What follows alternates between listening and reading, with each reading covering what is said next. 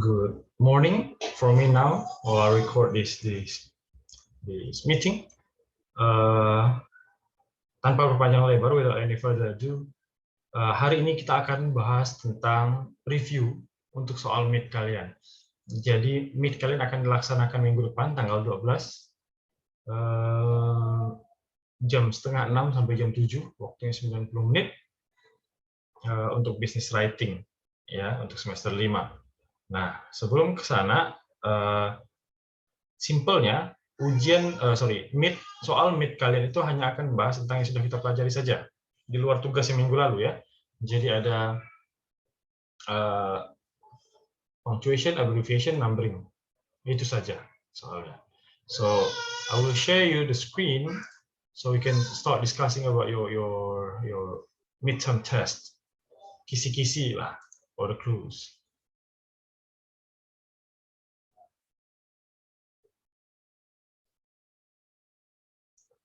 Right.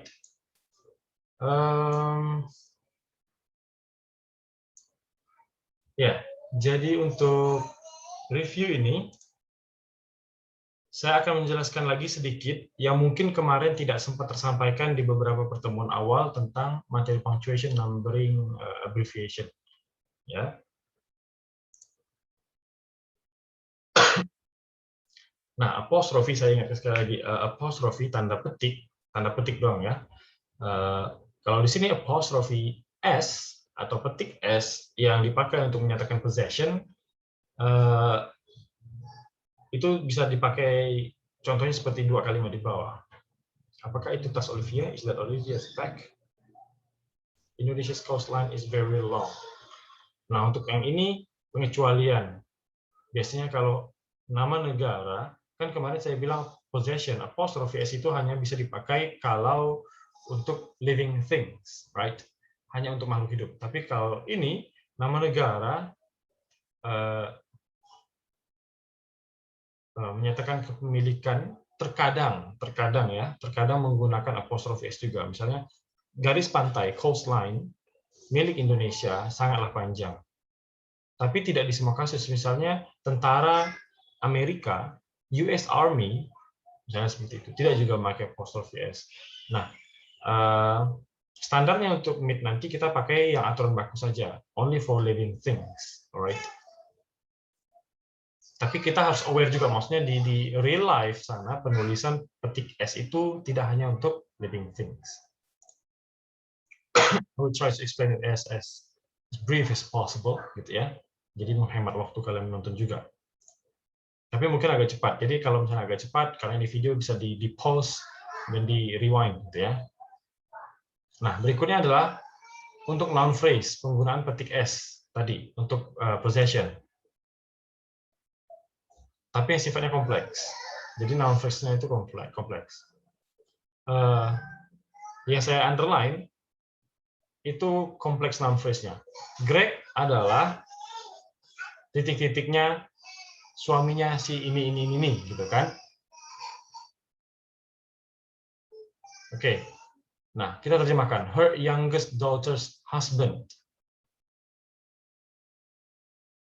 Kalau possession seperti ini, berarti kan yang setelah petik S-nya itu noun-nya, apa yang dimilikinya, gitu kan?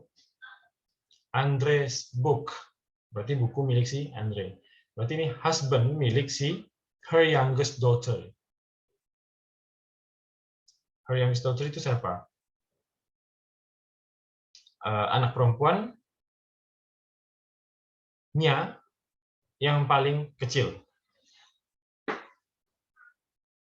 Greg merupakan suami milik anak perempuannya yang paling kecil. Misalnya yang ngomong ini emaknya gitu kan. Greg itu suaminya anak saya yang paling kecil. Dan seperti itu. Her youngest daughter itu disebut juga dengan noun phrase.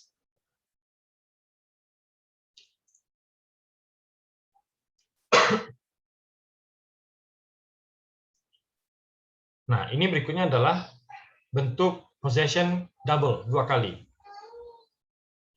Double time possession. Contoh, we went to Jake's father's funeral. Dua kali petik S. Ini benar, secara gramatikal benar. Dan dipakai juga. Maksudnya apa? Kami pergi ke pemakaman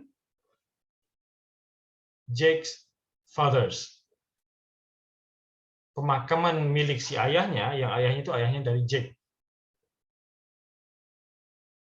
Ke pemakaman bapaknya Jake. Nah, kalau kita tulis bahasa Inggrisnya, berarti father-nya itu kan punya Jake, berarti petik S, father, Jake's father. Cuma father-nya ini memiliki occasion tertentu juga, pemakaman. Maksudnya bapaknya itu meninggal dan akan dilaksanakan seremoni pemakamannya. Jadi father's funeral, pemakaman milik si ayah, ayahnya milik si Jake. Nah, gitulah. Bisa kayak gini nih. Kalau kalian mampu nanti nulis kayak gini, misalnya anggap aja tugas akhir kalian, saya kasih nilai lebih lah. Karena agak susah memahaminya. Kami pergi ke pemakaman ayahnya Jake.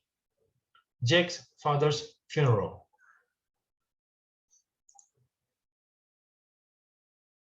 Nah, kemarin satu kondisi penggunaan possession itu adalah untuk living things. Yang kedua, di sini kita bisa memakai, dan itu benar, untuk time dan juga duration.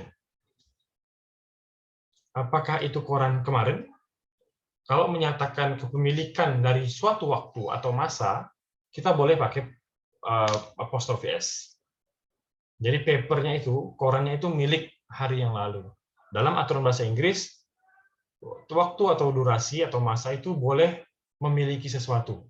Selain living things, selain human, animal, kayak gitu-gitu. I've only had 1 week's holiday. Holiday milik 1 minggunya dia itu dalam tahun ini. Next. Nah, tadi kan slide sebelumnya ini adalah noun phrase. Complex noun phrase. Noun phrase itu apa? Nah, diingat-ingat lagi atau sambil belajar di grammar, kalau mata kuliah grammar atau structure itu nanti kalian sambil tanya juga. Noun phrase itu secara singkat bisa saya tunjukkan seperti ini.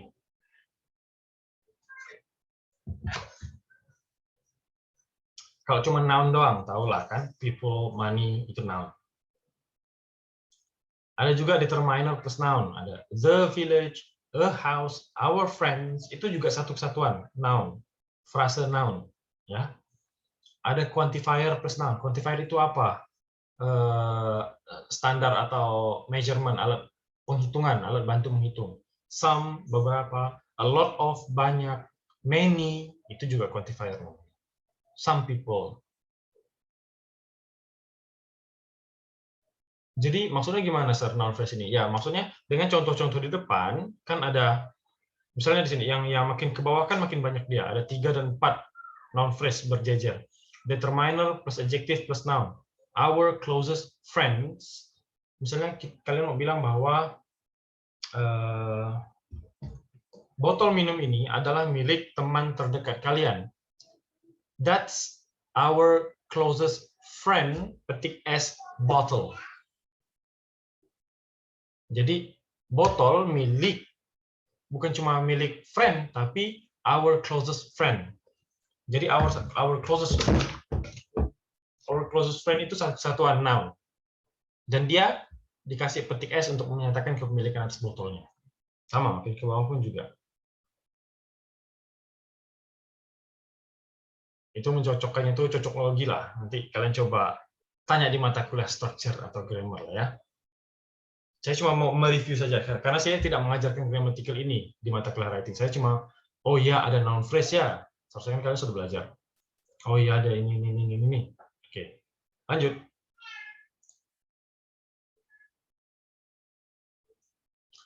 In short answers, dalam ini kayak conversational gitulah, dialog gitu sama orang. Kita bisa menghilangkan noun kalau itu cuma mengulang dari pertanyaan orang. Kan langsung nih, orang nanya pasti langsung kita jawab kan. Nggak mungkin orang nanya kita balik ke rumah besok baru kita jawab, kan nggak mungkin. Jadi langsung real time terjadinya kan. Is that your code? No, it's Sandra's. Kita menghilangkan code-nya di belakang Sandra. It's Sandra's code. Maksudnya kan seperti itu. Kawan nanya, ini mantel kau ke? Ini jaket kau ke? Bukan, itu punya Sandra. Kita pun dalam bahasa Indonesia kan gitu. Bukan, itu mantelnya Sandra, kan enggak gitu. Langsung punya Sandra gitu ya. Kita tidak perlu mengulang code-nya. Kalau in short answers atau direct conversation gitu. Kalau kita tulis no it's Sandra's code, benar sih, benar. Cuma enggak lazim kalau dalam ngomong. Langsung aja. Is that your code? No, it's Sandra's. We use positive petik S with words such as one, anyone, somebody, anybody. Oh, possessive S. Jadi untuk one itu seseorang, gitu ya. Bukan satu kalau dalam konteks kalimat. Kayak contoh yang pertama, anyone, somebody, anybody, somebody. It's important to know one's rights as a tenant. Tenant itu apa? Tenant itu orang yang ngekos atau yang kontrak lah. It's important, sangatlah penting to know, untuk mengetahui one's rights, hak-hak seseorang sebagai penyewa. One's right, hak-hak seseorang. Nah, one kita bisa pakai yang petik S untuk menyatakan kepemilikan, karena asumsinya one, anyone, someone, anybody, somebody itu adalah living things atau orang. Is this someone's coat here? Someone's. Karena dia nggak tahu siapa tuh, gitu kan? Dia mengeneralisir aja. Kalau kita pakai else atau LSE di dalam kalimat kita untuk menyatakan kepemilikan, kita kasih petik S-nya itu di belakang else. Why didn't you come? Everyone else's husband was there. Kenapa kau nggak datang? Setiap suami orang lain itu datang semua. Everyone else's husband, suami milik orang-orang lain. Kalau ada yang pakai else. Lanjut. Penggunaan capital. Tadi apostrofi ya. Tadi apostrofi, sekarang capital. Lebih tepatnya capital dalam pengutipan. Ini nih, nanti sampai kalian lulus nih, kalian akan pakai barang ini nih. Saya aja. Kalian akan mengutip tuh. Wajib mengutip tuh. Jadi ingat-ingat tata cara penulisannya ya. Use the capital letter with the first word of a complete sentence of a direct quotation. Remark itu berpendapat atau saying something gitu lah. Sang guru berkata, misalnya, the semester is already half over. Satu semester itu udah setengahnya berjalan, udah lewat ya. Kalau kita mengutip satu kalimat utuh, dalam kutipan tadi, huruf pertama dari kalimat yang kalian kutip tuh huruf besar. Misalnya di satu sekolah, kepala sekolahnya sering marah-marah. Saya nggak mau tahu. Nah itu tuh jadi trademark kepala sekolah itu misalnya. Terus kalian mau mencontohkan, memimikkan kepala sekolah tadi. The headmaster atau the principal said, saya nggak mau tahu, S-nya harus huruf besar. Karena itu awal kalimat pertama dia. Ini contoh. Tidak ada unsur kesengajaan di dalamnya. Next. Kalau kalimat yang kalian kutip tuh bagian dari kalimat inti, nggak usah pakai huruf besar di awalnya. Contoh, kalian bisa rasakan lah, pakai feel bahasa kalian. Tyler asked if I would be heading out of town on a Harley. Jadi Tyler tuh ngomong sama dia kalau dia tuh nak ke luar kota naik motor Harley ke apa gitu. Mungkin kalimat lengkapnya, misalnya yang dia ngomong tuh ke orang itu misalnya Tom. Oh Tom gitu. Kau nak keluar kota naik motor Harley ke, kau-nya itu huruf besar karena itu awal kalimat dia. Tapi kalau dia cuma motong nak keluar kota naik Harley, berarti kalimatnya kan tidak lengkap. Cuma mulai dari nak, kau-nya hilang. Berarti nak itu kalau dikutip itu harus huruf kecil. Karena itu potongan kalimat. Nah, gitu loh maksudnya. Oke lah ya. Ngerti tak ngerti? Ngerti. Lanjut. Kalau tak ngerti, rewind ya. Dengarkan 3-7 kali. Saya ngomong tadi itu. Kalau masih tidak ngerti ya sudahlah. Berikutnya, kalau kutipan tuh dipotong di tengah-tengah itu pakai ujaran sesuatu. Jadi kutipannya itu yang mana, Sir? When it comes to cake, chocolate cake tastes the cake, takes the cake. Apa artinya buat, Sir? When it comes to cake, kalau kita bicara masalah kue, chocolate cake, kue coklat takes the cake, juaranya lah, gitu maksudnya. Ungkapannya tuh. Nah, itu kan kalimat intinya. Si Jessica nih ngomong, kalau masalah kue coklat lah tuh paling balaknya, misalnya gitu kan. Cuma waktu menyampaikannya ke orang, mengutipkannya ke orang, kita potong di tengah kalimat tuh. Kalau udah masalah kue, kata Jessica. Ini terjemahannya ya. Saya pakai terjemahan Melayu ya. Nggak apa-apa lah, saya ngomong seorang. Kalau udah masalah kue, kata Jessica, kue coklat paling aman. Nah gitu. Itu contoh realnya. Kalau baca tulisannya agak susah. Tapi rasanya itu kurang lebih sama kayak gitulah, kayak bahasa Inggris. When it comes to cake, Jessica said, chocolate cake takes the cake. Nah, jadi ya saya merahkan tuh chocolate itu tidak huruf besar karena itu masih bagian dari kutipan yang pertama. Gitu ya. Nah, kalau kutipannya tuh ada dua kalimat terpotong oleh ujaran tadi itu, misalnya Jessica said itu, kalimat kedua yang dikutip itu huruf besar lagi. Kalau coklat tadi kan kecil, karena coklat itu sambungan dari kutipan yang pertama. When it comes to cake, koma. Nah, lihat tuh ya, setelah cake itu ada koma. Karena kalimat aslinya, when it comes to cake, koma, chocolate cake takes the cake. Memang sudah ada komanya. Nah, kalau macam ini, when it comes to cake, chocolate cake takes the cake, Jessica said. Terus lanjut lagi, ada kutipan lain. In fact, I'd love to have some right now. Ini masih Jessica yang ngomong nih. Kalau udah masalah kue coklat ini yang paling nyaman, kata Jessica. Titik. Sebenarnya aku nih nak maju gak sekarang, kata dia, misalnya kan. Maksudnya itu sambungan. In fact, sebenarnya aku juga ingin mencicipinya sekarang. Nah, itu sudah beda kalimat dengan takes the cake yang tadi. Sehingga dia pakai huruf besar. Kayak gitu. Gampang lah kan? Gampang. Saya jelaskan gampang. Nanti ngerjainnya paling banget lagi. Nah, extra rules yang lainnya. Nah, ini untuk ujaran yang tadi, kayak Jessica said itu. Kalau yang tadi, Jessica said, itu huruf besar di J-nya, karena Jessica itu nama orang, kan? Pastinya J itu huruf besar. Kalau yang contoh di bawah nih, langsung contoh aja lah ya, penjelasannya baca seorang lah ya. I don't know what happened, he said quickly.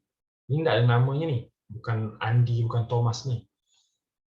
Aku nggak tahu, I don't know what happened.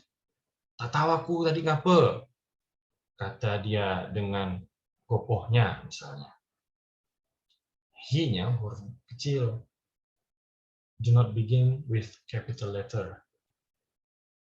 Jangan S-nya huruf besar. Ini bukan satu kalimat baru, tapi masih sambungan dari kutipan. Walaupun kutipan itu terpisah, tapi dia satu kesatuan kalimat gitu, Pak. What happened? She asked. We saw just what happened. They shouted. Shout itu berteriak.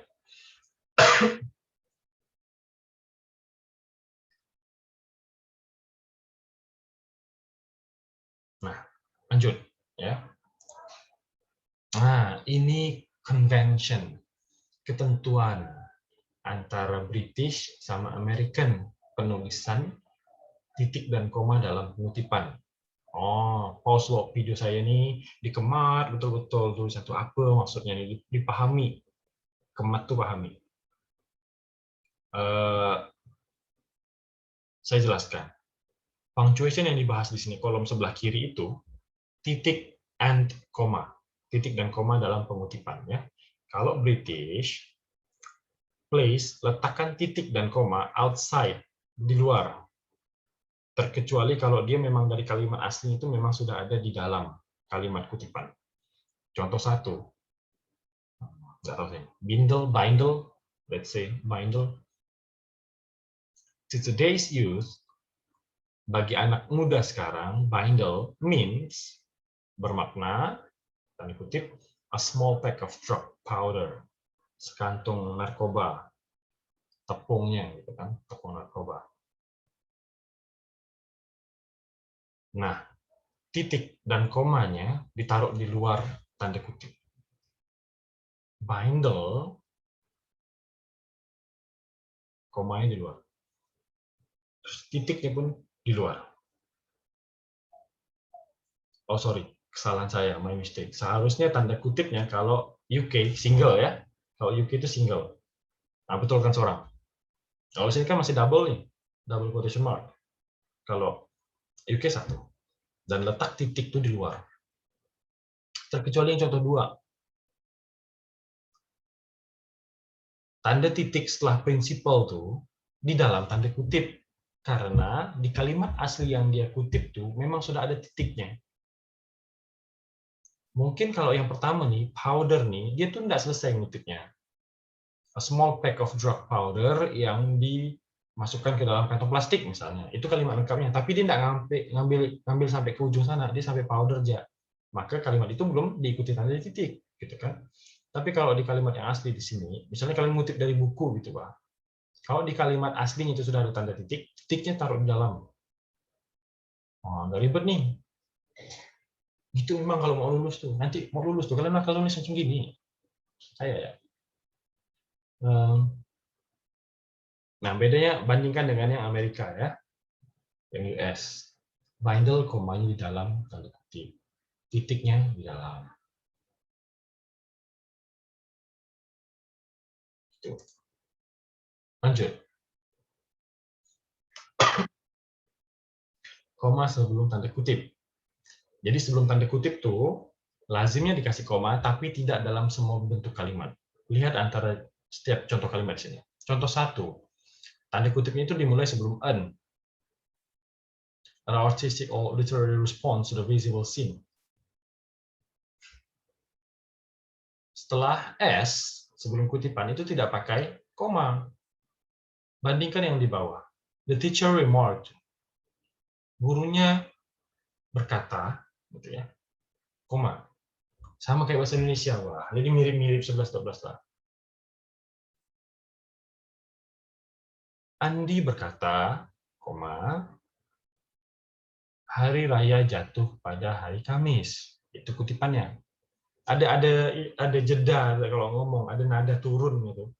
Andi berkata, koma. The teacher remarked, koma. Kalau Cosgrove mendeskripsikan landscape sebagai sebuah, nah itu tuh sambung kan ya kan, SN sebagai sebuah gaya artistik atau respon literal terhadap bla bla bla bla. Nggak ada koma di situ. Bisa dirasakan kapan kita pakai koma. Sama contoh yang ketiga tuh nggak pakai koma, nggak ada sebelum dikutip.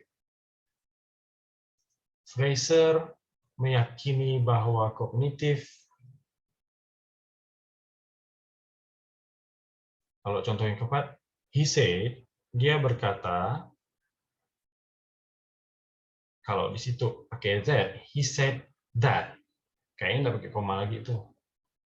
He said that I enjoy. Nah, dilanjutkan. Kalau he said, I enjoy bla bla bla bla.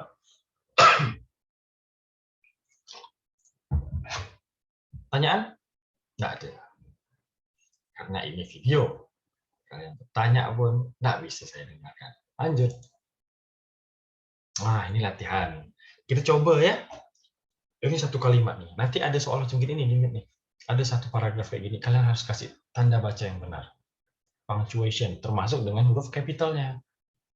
Coba ya, sikit-sikit apa yang bisa kalian lihat. Ya. Pause aja dulu kalau kalian mau memahami sendiri, mau coba kerjakan sendiri. Setelah ini saya tunjukkan jawabannya. Di PDF yang ada di folder Edmodo, tidak ada jawabannya. Jadi cuma di video ini aja jawabannya. Special. Lihat kalimat pertama. Charlie, nama orang, C huruf besar. Yes, yes. Iyalah, saya jawab seorang. Charlie is one of the most laid-back people I know. I huruf besar nanti. Charlie is one of the most laid-back. Laid-back itu apa besar? Laid-back itu slow. Slow, santai, malas bisa gak? Suka nyandar gitu, Pak. Back itu belakang itu suka laid back, nyandar. Wrong apa? Saya kayak gitu tuh laid back. Charlie is one of the most laid back people I know. He is tall. Oh, he is tall ini dah lain dah nih. Berarti I know itu udah satu kalimat. Titik. He berarti awal kalimat, huruf besar. He is tall and slim with black hair and ada banyak N nih. Ingat N. Masuk dalam penjelasan fanboy yang saya jelaskan dulu tuh. Salah satu conjunction untuk menggabungkan klausa. Kalau pakai fanboy, kita harus pakai koma. Kan? Cuma N mana yang kita harus kasih koma?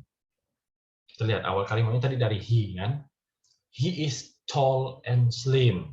Oh, itu dia menjelaskan tentang hija tuh, tinggi dan kurus. With black hair. And he always ini dah lainnya nih. Berarti kita kasih koma tuh setelah hair.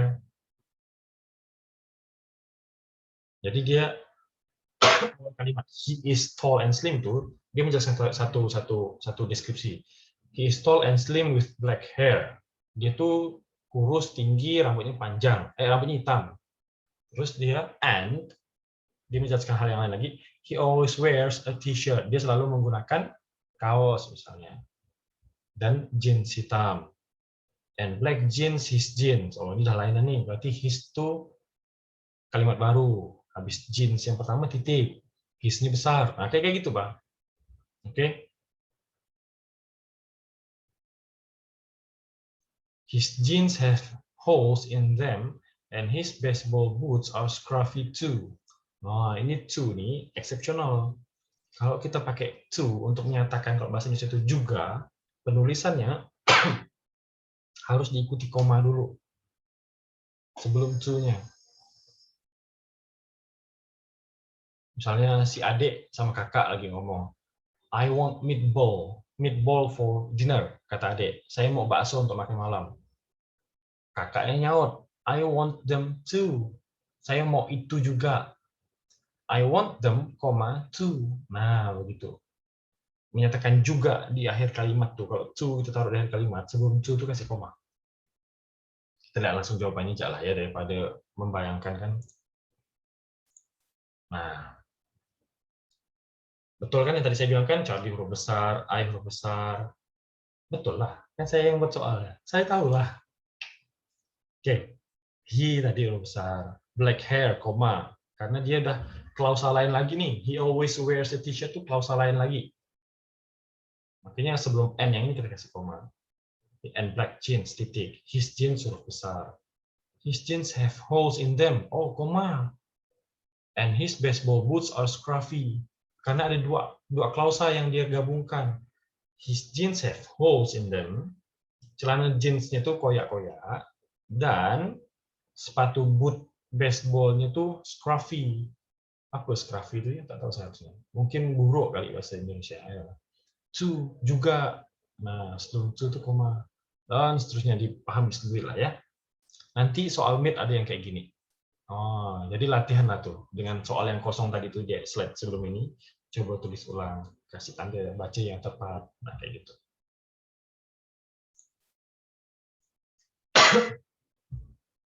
Ini latihan seorang ya, saya nggak kasih jawabannya. You are the editor. Kamu itu sang editor dari majalah Poltek misalnya. Ada orang yang ngasihkan artikel ke kamu, seisi editor ini, untuk dipublikasikan. Tapi tulisan itu nggak ada tanda baca, nggak betul. Nah, kalian simulasi ini membetulkan tulisan dia lah nih. Kayak contoh tadi sebelumnya. Minimal ya, Felix. Felix tuh ya, huruf besar lah have-nya gitu kan. Dan seterusnya. Lanjut. Pokoknya yang tadi ini kerjakan seorang ya. Kalau mau bertanya dengan saya, tanya aja. Tapi belum tentu saya jawab. Oke, lanjut. Sekarang happy quiz. Latihannya ya. Nanti akan ada soal. Misalnya seperti ini. Betulkan penulisannya. Saya kasih contoh 6 soal salah. 5 atau 6 lah. Spain is a beautiful country. The beaches are warm, sandy, and spotlessly clean. Kalau dibaca tanpa tanda baca itu kan habis ya gitu kan, sekali napas. Spain is a beautiful country, the beaches are warm, sandy, and spotlessly clean. Ini cuma tanda baca itu.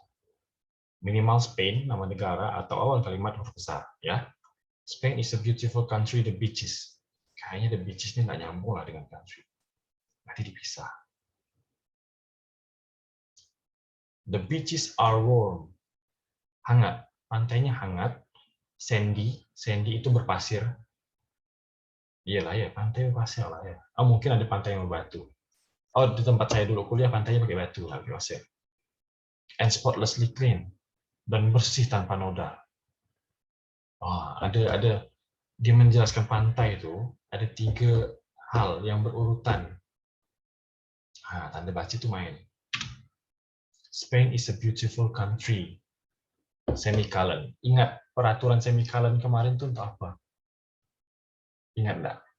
Buka lagi slide-nya. Salah satunya untuk menggantikan conjunction. Nah, cari rasa-rasa seorang. Titik koma, semicolon di situ tuh menggantikan conjunction apa sehingga the beaches tuh gabung ke situ. Spanyol adalah negara yang cantik. Pantainya hangat, koma, berpasir, koma, dan sangat bersih. Contoh. Nanti ada keser soal di menit 9. Ada. Tenang ya. Next. Soal kedua. She always enjoyed sweet chocolate marshmallows and toffee apples. Apa baginya nih, Sir? Apa yang tadi baca dikasih nih? Paling S awal dari huruf besar itu udah tahu dah. Sama di akhir kalimat titik ya. Jangan lupakan titik. Kayak gini ya nih. Habis clean tuh pakai titik ya. Jangan lupakan tadi titik tuh. S huruf besar, she, apples diikuti titik. Cantik lah tuh. Tinggal cari kasih di tengah-tengahnya. Lanjut, langsung jawabannya. She always enjoy. Dia selalu menyenangi sweets. Sweets itu nggak kemanisan, bukan. Kalau di Inggris tuh sweets tuh sama dengan di Amerika tuh namanya candy. Permen. Amerika nyebutnya candy, Inggris tuh nyebutnya sweets. Manis-manisan gitu lah. Bukan manisan kedondong. Apa yang manis-manis gitu lah. Sweets, chocolate, marshmallow. Berarti kan ada banyak item di situ kan. Jadi list. Pakai koma di antara item-item itu. Sampai marshmallow pun kasih koma sebelum dan. Lanjut. Soal ketiga. I can see Tim's car. There must have been an accident. I can see Tim's car. There must have been an accident. I huruf besar, can't, cannot lah ya. Berarti kan ada petik kan di situ kan untuk contraction. Cannot menjadi can't atau can't. I can't see Tim's car. Tim ini kayaknya nama orang lah. T-nya huruf besar. Tim. Mobil Tim. Tim petik S, car. Nah, there must have been an accident nih, lain seorang dia nih. Saya tidak bisa melihat mobil Tim. There must have been an accident. Pasti sudah terjadi kecelakaan. Gitu kan? Pasti sudah terjadi kecelakaan nih, dia lain seorang. Kayaknya kalau nyambungkan dengan I cannot see Tim's car nih harus pakai tanda baca lain. Apa tuh? Semicolon untuk menjadikan conjunction, gitu kan? Dia menggantikan conjunction aku di situ. I can see Tim's car. Ada conjunction itu, rasa-rasa cari seorang conjunction. Lanjut. Pertanyaan nomor 4. Latihan kayak gini jadi. Paul's neighbors were terrible, so his brother's friends went around to have a word. Tetangganya si Paul nih. Udah tahu dah kan berarti kepemilikan. Paul's neighbors. Berarti P huruf besar Paul, nanti S. Jadi tetangga-tetangga milik si Paul. Kan? Were terrible. Jahat. Tetangga ini jahat. So his brothers, friends. Nah, ini yang non-phrase tadi, yang kompleks non-phrase tuh. Suami, anak, perempuannya yang paling kecil, yang kayak tadi tuh. Jadi kawan-kawan abangnya went round, pergi to have a word, untuk berbicara dengan mereka. Jawabannya fanboys. S-nya itu so. Sebelum so kita pakai koma. Apa fanboys itu, sir? For and nor, but, or, yet, so. Ya.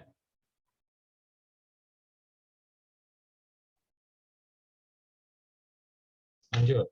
Nomor 5. Tim's grand, formidable woman always bought him chocolate cake, sweet, and nice fresh apple.